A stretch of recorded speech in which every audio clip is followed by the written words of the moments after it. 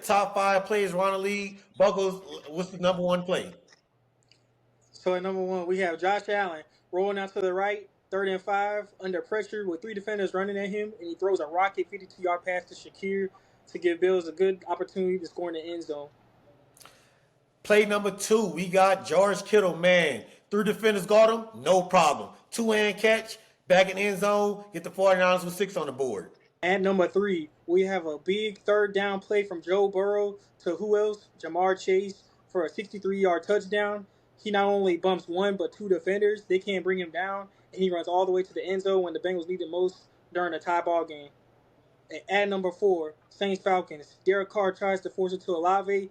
It gets tipped by Matthew Judon, and Troy Anderson picks it off and runs 45 yards all the way to the end zone. What a play!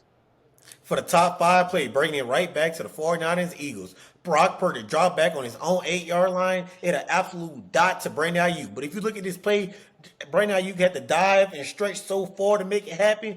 Beautiful acrobatic play by Brandon Ayuk. Let's go, baby. To the next segment, upsets and close games. Vikings and Green Bay, that's the closest it gets. Man, final score 31-29, but it didn't look like that the whole game. Starting off, first quarter, Vikings up 14-0. Man, Green Bay had an answer. Bucko, what you think? Man, did it. Sam Darnold went off. He's been a machine all season, and he Oh, showed the yeah. skills again today. Man, getting back to the second quarter, Vikings went up 14 again, but Green Bay answered with 7 points on the board, baby. Finally, first points of the game, right before halftime. Yeah, and Green Bay actually did make a big comeback. I think a part of that was because of the prevent defense Minnesota was playing, which I'm not really understanding. I never really understood why teams play prevent defense even after big leads. Like, it never works every time. Jordan Love passes the ball 3 times, goes into the dang end zone, and they scored like 2 or 3 times in a row. They had 22 unanswered points before the Vikings could strike back again. Man, what? Hey, I know a lot of people were scared with their parlay as well because it was 28 to 7 at that point, and Justin Jefferson only had 19 yards. I took him on my parlay, and I was scared myself. Like 19 yards, I took him for 40. Third quarter, still 19, bro. I was nervous as hell, but somehow they came back. Well, they came back late to answer for that for his yards, but the Green Bay put up 22 points in the fourth quarter alone. Man, that was like really a close game. Came down to a field goal. Yeah, and I definitely could see Jordan Love potentially winning that player of the game had they came back. Like, I would not have been surprised because Jordan Love at the second half threw those 3 touchdown passes. Man, he had an answer after coming back from that injury with that knee. And what I would like to see from the future from Sam Darnold is to see if he can come back from coming behind in games. Right now, he's shown that he can lead a team and take leads early on, but I would really like to see him fight the adversity later on and see him come from behind. Oh, and that is a great point. I never did see him come from a behind win. He always did lead, start out strong. So that is an interesting point to see how he does when he's facing adversity and pressure coming from that fourth quarter, trying to keep him out the end zone. So that would be nice. But man, Jordan Love did surprise me. I thought he was gonna have a slow start coming back from the injury. Yeah, Jordan Love played awesome. And the Vikings do have a great team overall, great defense, great offense. Man, they have a trio of receivers that it's hard for any team to stop. And they just look like they have a great future ahead. They bring pressure on defense. They're firing on all cylinders. Absolutely. Houston Texans versus Jacksonville Jaguars. Man, another close game. Final score 20 to 24. But I am so absolutely disappointed in Trevor Lawrence. Goldilocks, I'm disappointed. I'm actually disappointed in the whole Jacksonville Jaguar organization for an 0-4 start, knowing if at the beginning of the season, I don't think no one would have thought the Jacksonville Jaguars would be 0-4. You probably thought the only 0-4 team that would be the New England Patriots and the Carolina Panthers. But yet, no, the Panthers got to win before the Jags. Please tell me how that happened. I don't understand it. Trevor Lawrence, bro, you getting paid too much money to have such a low performance game. I'm not gonna say you don't deserve the money, but bro, you are not playing like a high level caliber quarterback that you need to be leading your team to wins. And I don't understand what's going on in Jacksonville.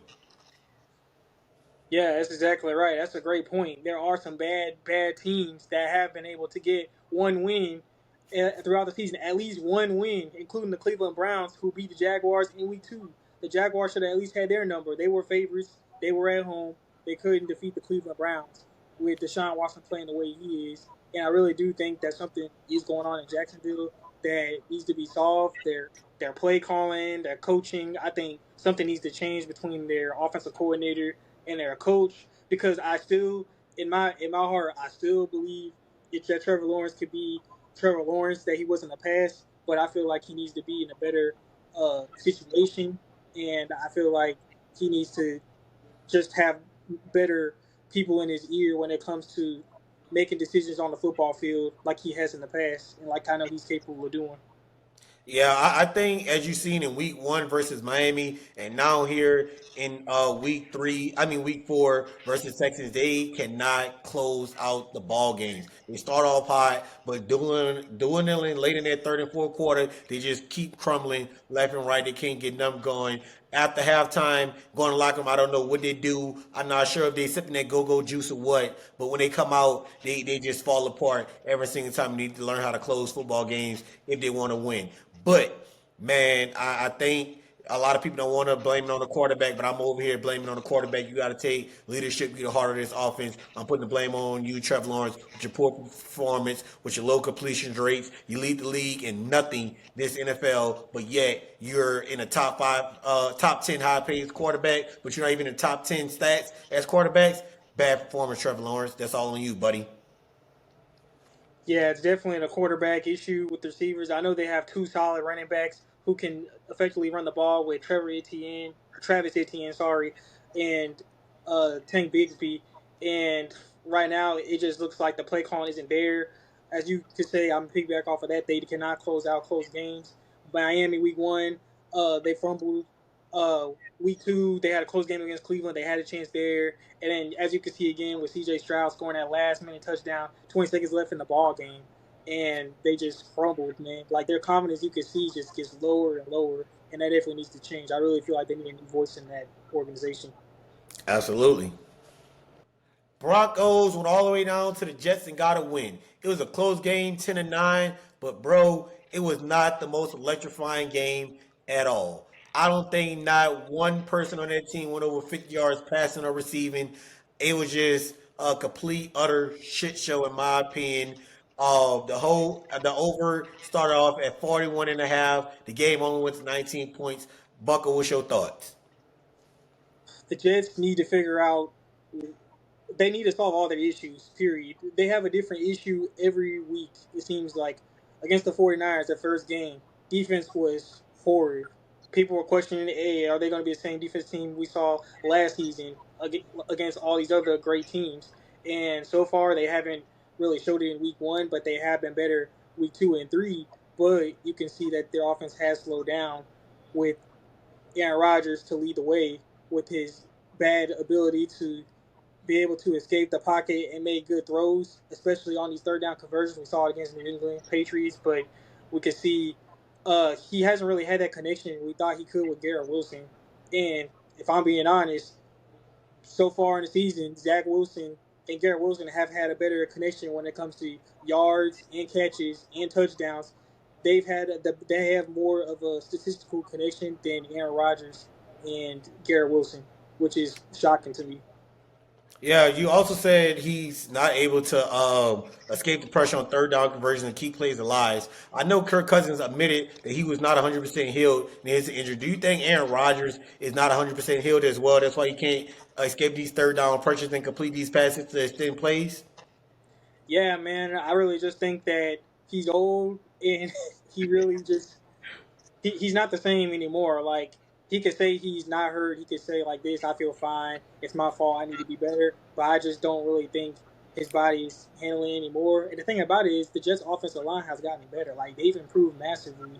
And so it should be better for him to be able to have the time to throw out. I mean, he has one of the quickest release times throwing the ball out, but it's whenever let's say the defensive line does come to him and he needs to escape those situations, I just don't think that he's able to do that, and I don't think he's able to, think as well as he did when it came to like finding open players down the field. And I could say also Their running game against Denver looked horrible. Denver is a team last year that allowed 70 points against Miami. 70 points. And you're telling me the New York Jets couldn't score more than 10? That make no sense at all. That doesn't make any sense. Make it make sense to me, bro. Make it make sense. It doesn't, man. Just bad performance by Aaron Rodgers, left and right, all around the field, all around the board, if you ask me. NFL game of the week, baby. Bills versus Ravens. And I told everyone that they said the Ravens was going to get it together. Oh, they just won against Dallas. Yeah, they're not going to win against the Bills. Bills red hot. Josh Allen is on fire. But guess what, baby? Baltimore was there to cool them down, man. Lamar Jackson, Derrick Henry. Oh, my God. 24 carries, 202 yards, 2 touchdowns. First play of the game, 87 yards, his top speed of 23 miles per hour. Man, oh my God, could you picture Derrick Henry, a man of stature of 250 pounds, running 23 miles per hour clean at you? Man, there's a Mack truck coming through. What you think, Bucko? Tell me what your thoughts on the game of the week was. Man, that first electrifying play, Derrick Henry, what was it, like 80-yard touchdown run? That just set the mark to what was to come because they just came out gunning and all angles. The Bills, they didn't know what to do. They didn't know after that play, are we defending the run? Are we defending the pass? Like what? Because Lamar Jackson came back and just started throwing lasers. And as you can see, he could prove that the Ravens don't need to be a great team if Mark Andrews and Zay Flowers aren't playing their best game because clearly they were quiet all night long. But what does Lamar do? He used his legs like he always does. He spread the ball to Justice Hill in the backfield, to Oh my Isaiah God. Franklin, Rashad Bateman for a great receiving, and it's just amazing what Lamar can do with the players that he does have.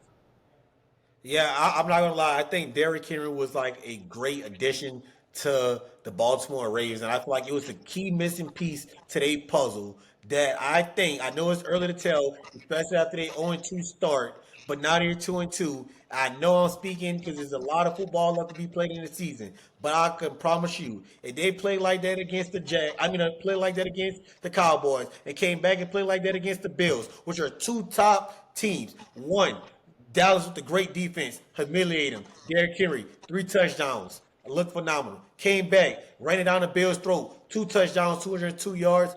Oh my God, I'm telling you, I know it's early to say it, but Super Bowl in New Orleans, I promise you could cash the Ravens in for a ticket. I know it's my early prediction, but it just came out there and dominated them. A blowout game, 10-35. They didn't stand a chance. Yeah, man, that backfield is so scary. You have Derrick Henry, who can run 100 any given night against any defense. You have Justice Hill, who can receive and run the ball pretty effectively if well protected. And you have Lamar Jackson, who could just take off for 25, 30, 40, 50, 60. Like, Exactly. And then I want to think like everybody think the Baltimore Ravens is just one dimensional run team. But hey, don't forget, you seen in week 1 against the Chiefs. Uh Mark Andrews didn't have to have the great game. But guess what? Isaiah Likely stepped up. Don't forget about Zay Flowers. They still got weapons. And Rashad Bateman. They're locked and loaded. The Baltimore Ravens really look like a complete overall team on offense. The defense are not the best, but guess what? They show up when they need them to show up. As long as the offense is on there, they're going to keep scoring. Offense wins games, defense wins championships. But guess what? It's flipped around with the Baltimore Ravens. The offense is about to win them a championship this year, baby. yeah, I definitely see that. And their defense is improving. It looks like they were able to pressure Josh Allen a lot. Man, one guy I'm really high on Baltimore's defense is Kyle Hamilton. Man, he's all over the place when it comes to man being in the middle, playing linebacker. He can play safety. He's just a secret weapon. Like you don't know where he's gonna be at on the field at all times. You know, he's just coming at you, boom, hits you right in the stomach. And Yeah. man, Kyle Hamilton is just a huge young leader that every team needs to win football games. I really like his mentality, his toughness, and that's something the Baltimore Ravens really need. Yeah, and I know a lot of people didn't believe Baltimore was going to win this game. Last comment. I know they didn't believe Baltimore was going to win this game. But if you watch that pregame, when Lamar Jackson came out with that shiesty mask and them goals in his mouth, in his all black uniform on, man, you already should have known. You should have known it was going to be trouble for them Bills. You should have known it was going to be trouble. It was going to be trouble, and you know what it was because they licked their ass up all night long. NFL Week 4 Player of the Week, we giving it off to Sam Darnold. Man, the man is electrifying. Lead the NFL in TDs, lead the NFL in most deep passes, lead the NFL in completions. Man, Sam Darnold, bro, I must say at the start of the season, I did not believe in you. I kid you not. When Kirk Cousins left the Vikings, I thought they was going to crumble. And I couldn't understand why Justin Jefferson decided to stay. But evidently, he knew something that the world didn't know, and he knew that Sam Darnold was going to lead him to the promised land. And I can absolutely believe it a little bit. What you think, Bucko? Man, Sam Darnold's amazing. And I didn't think I'd be saying this 5 weeks back. I didn't think I had Sam Darnold in my top 10, top 20 list. Right now, he's definitely in my top 3 or 5, believe it or not.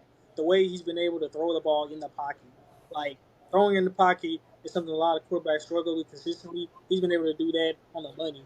He's been able to distribute the ball not just to Justin Jefferson, but to Naylor as well as Jordan Addison and the tight end they have.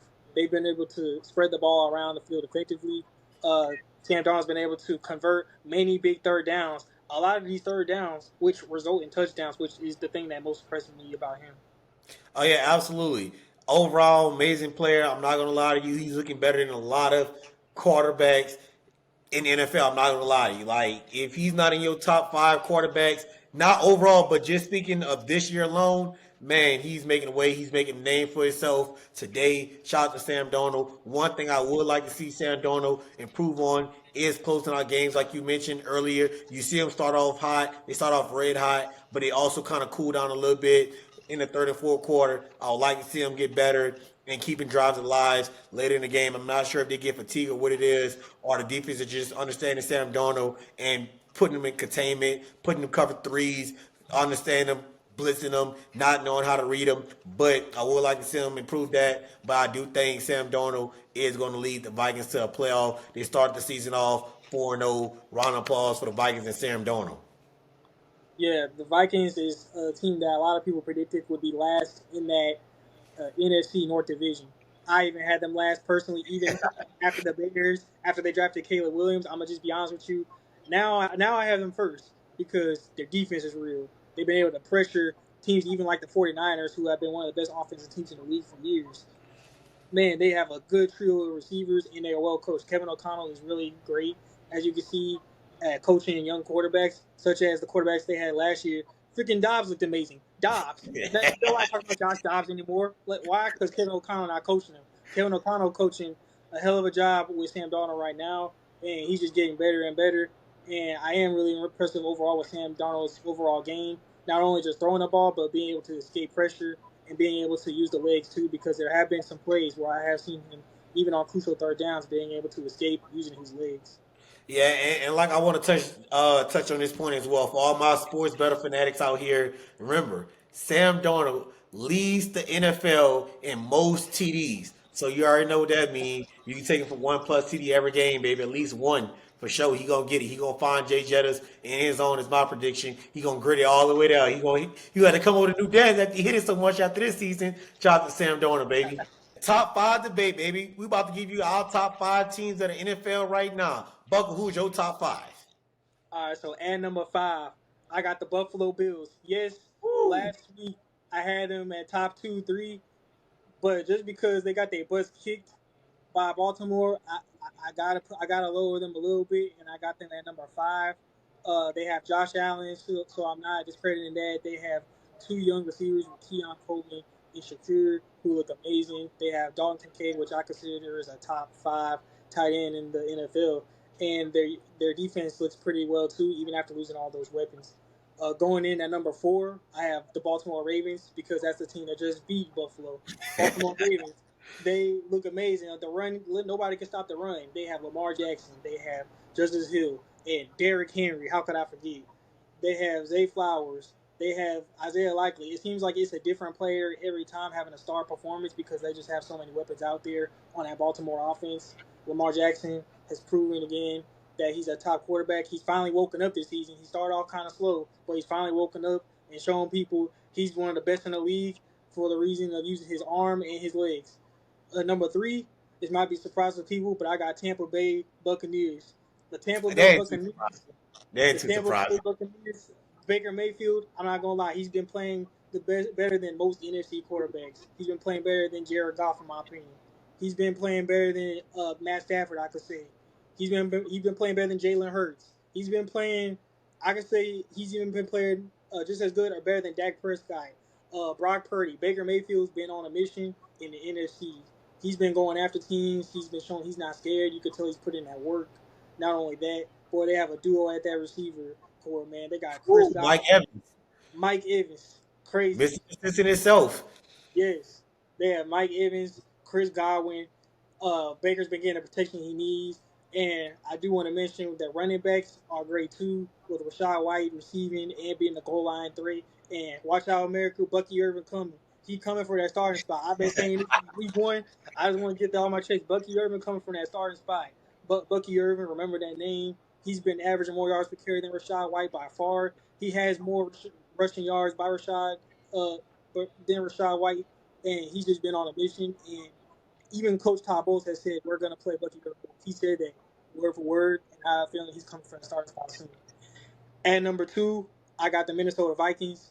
Why? Because Sam Darnold has been amazing. He's been the MVP of the season so far. Crazy that I'm saying this, but dude's been on a mission. He's been after good teams. He's been playing any matchup has been thrown his way. He's been able to handle it. He's been playing the 49ers. He beat the Texans, I believe, and he's just calm, like cool, calm, and collected. They have a great defense. They've been pressuring quarterbacks left and right. Well coached by Kevin O'Connell, Justin Jefferson, Naylor, who's been a young emerging receiver, and Jordan Addison and Aaron Jones in the backfield. By the way, they have a strong all-around team, and it'll be tough for anybody to stop them going forward. And at number one, I know they have a lot of injuries. I know that they haven't looked like the team that they're used to looking at, but I got the Kansas City Chiefs at number one just because they're undefeated for the season. They've had close games, but at least with them, they've been able to show that hey, we can beat teams in tight, close games, and we're not scared of any situation under pressure during tight, close games. We're not afraid of being down. They were down 10-0 against the Los Angeles Chargers. You could tell me, yeah, maybe they weren't supposed to be down, but at the end of the day, they came back and they won by a touchdown after being down. They show resilience. Is that something the Vikings can do? I don't know because I haven't seen the Vikings be able to do that. Like they haven't proven that to me yet because they've been up. Not trying to take it away from them, but if I were to match them up together, Chiefs versus Vikings, I'm choosing Chiefs all day because I cannot take Sam Darnold over Patrick Mahomes. Oh That's yeah, my top. you can't argue with that. Patrick Mahomes is the GOAT. There's a chance they still remain top G, are undefeated. You can't argue with a win, baby. A win is a win. I don't blame Chiefs still at the top one spot. But for me, number five, I'm starting off with the Steelers, man. Say what you want. I know they just lost, but guess what? Man, in Justin Fields, I trust the man has a chip on his shoulder. I promise you he's going to continue to persevere. They're going to shake off this loss they had and bounce back with another win in week five coming up. In the Steelers, I trust Justin Fields. I trust. They have my number five list. Number four, I would have to go with the Buccaneers. Right, I'm Yeah, dropping the Buccaneers down a lot just because they have a everyone is healthy offense, everyone healthy defense. But can you please tell me why did the Denver Broncos come in there and put such a whooping on them? Why did he put the belt to butt ratio to them boys with no excellent answer? Like Bo Nix is not that great. No one on the Denver Broncos stands out to me, but yet they got demolished. You can't forget about it. Yeah, they came back next week and bounced back, but I feel like they're good, but I feel like they're missing something. I don't know what it is, but they're missing something. They are a great team. I still have them either at one or two to win the division. I feel like it's going to go back and forth with the New Orleans Saints, but they're my top. They probably still will to win the division in my opinion, right? So, but I got to put them at the number four spot. The number three spot, give me the 49ers. I know they lost, but think about it. They are the most complete team in the NFL, if you ask me, right? I know they have a lot of people out, injured, and everything like that, but they have team chemistry. And I feel like with that dynamic, They're gonna continue to work out those kinks, and they're gonna get on the flow, and they're gonna continue to roll. In my opinion, they're gonna continue to roll. You forgot that this is a Super Bowl. They went to the Super Bowl last year. Like, come on, and nobody lost. No one left. No one got traded. Nothing. The only thing they lost is Christian McCaffrey. They are going to lose, but as you seen, Madison stepped up and looked like they still been carrying the running game. Just imagine if Christian McCaffrey come back in his late in the season, they're going to be dynamic, baby. You're going to have the chip on the shoulder. A fresh Christian McCaffrey, that's a problem. Fresh Christian McCaffrey is a problem. Yeah. But rolling off at the number 2 spot, I gotta give it to the Chiefs. And I know this is kind of surprise for a lot of people. I gotta put the Chiefs number 2. I gotta put the Chiefs number 2 because yes, the reason why I'm putting the Chiefs number 2 because I'm looking forward into next week and the week after that. And my question is, if Pacheco is out, Rashid Rice is out, can Patrick Mahomes do it with Travis Kelsey by himself? Travis Kelsey has not been stepping up to the plate. This is not the same Travis Kelsey that we saw. This is what week 4, and the man only got 120 yards on the season. Bro, you can't do that. And don't get me wrong, I think there's a whole lot of drama in that locker room with the Taylor Swift and Brittany Mahomes and all this stuff like that. And it's showing. I hate to say it, it's showing. Travis Kelsey could be wide open, and Patrick Mahomes would still rather force the ball like Xavier Worthy or something like this in trouble, and rather giving it to the rather than giving it to Travis Kelsey. It's some type of weird dynamic going on, and I haven't figured it out. And yes, the Chiefs are the Super Bowl champions. I'm not knocking them. They are back to back. They are undefeated. I'm not knocking them.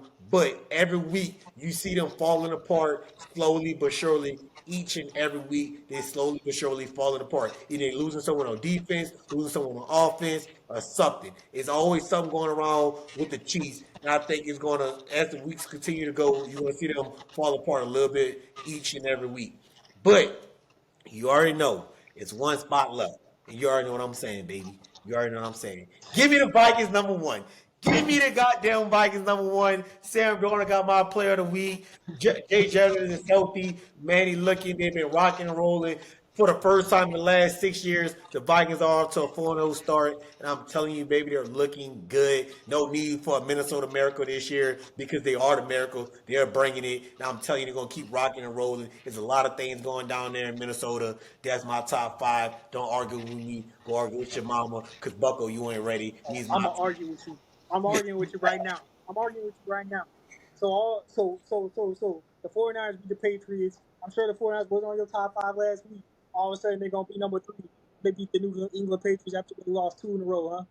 Well, I mean, yes, they lost 2 in a row. Yes, they lost 2 in a row. But guess what? Man, I'm telling you, if you look at their schedule with the upcoming ones they got, they're going to win. They like it's like bread and butter. They're going to go to they wins go together like bread and butter. The 49ers with wins is like bread and butter. I'm telling you, they had yes, they got a lot of people out, but they're also getting a lot of players back as well. You got to look at why they lost. Injuries, right? These people are coming back for the upcoming weeks. You look at what the upcoming weeks in their schedules, the injuries, man, I'm telling you, the 49ers is back, baby. 49ers is back. Hey baby, I don't know if I'm putting them ahead of the Ravens, baby. I can't put them ahead of the Ravens, baby. After they look against Buffalo, boy, Buffalo been killing teams left and right. And who topped them? The Ravens. Who with the 49ers last season? The Ravens. But that was not even close, bro. If they match up again, I'm not saying it'd be a blowout, but I don't know. That's tough for that defense to stop. So, so in my opinion, right, the reason why the Baltimore Ravens is not on my list, and everybody know, y'all know I'm a Lamar Jackson fan. So this is We 100% appreciate you unbiased. not being biased. We Right? appreciate you. Like this is not 100% biased. But my opinion is, if it's the reason why if the Baltimore Ravens go up against certain teams, right, they can't stop the pass. Yeah, their defense is good. There's things like that. But when it comes to going against passing, their pass defense suck. And that is what is going to hurt them. They rely so much on the offense for the defense to be on the field to tire out other teams.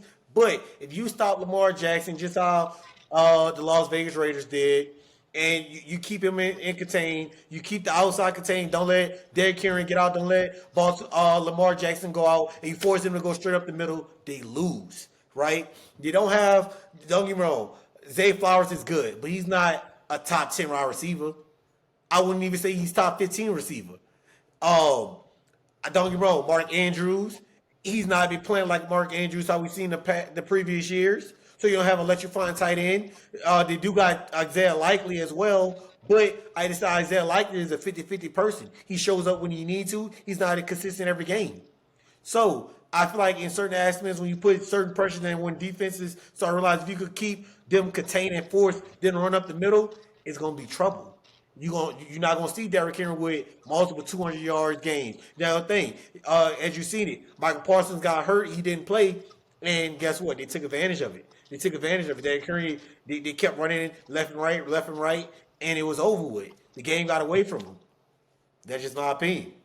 Yeah, I'm definitely not arguing how great the 49ers will be when they get their injuries back and how good they have been. Just saying right now, after week 4, I do like how Baltimore just caught fire after back-to-back wins, and they look like they look pretty scary going in. Like I could see them getting more wins of their upcoming schedule as well. I do feel like Lamar Jackson is a lot harder to stop uh, than Brock Purdy is because he's got the arm and he's got the legs, and I just feel like the Ravens went to the AFC Championship last time, and man, it was this close.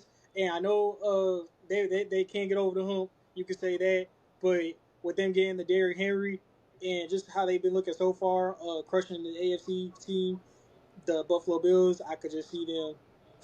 Like I could see it, man. I could see them going against the Chiefs again, getting that rematch and giving Mahomes a fight with Ray Rice. Sorry, not Ray Rice. Rasheed Rice potentially being out. With Pacheco out potentially too, with them being most vulnerable and take advantage of it. I mean, you said the rematch. You already saw what the rematch was week 1. And you seen the outcome. Toe tap wasn't good enough. But hey, that's just mine. We're gonna leave it up to the people. Y'all comment down below and let me know who y'all think won this debate. Me personally, y'all might as well just comment Team Shug right now. But if you Team Bucko, comment Team Bucko. But make sure you hit this like button, hit the subscribe button. New episodes dropping every Tuesday at 2 o'clock. Stay tuned. The Locker Room, baby.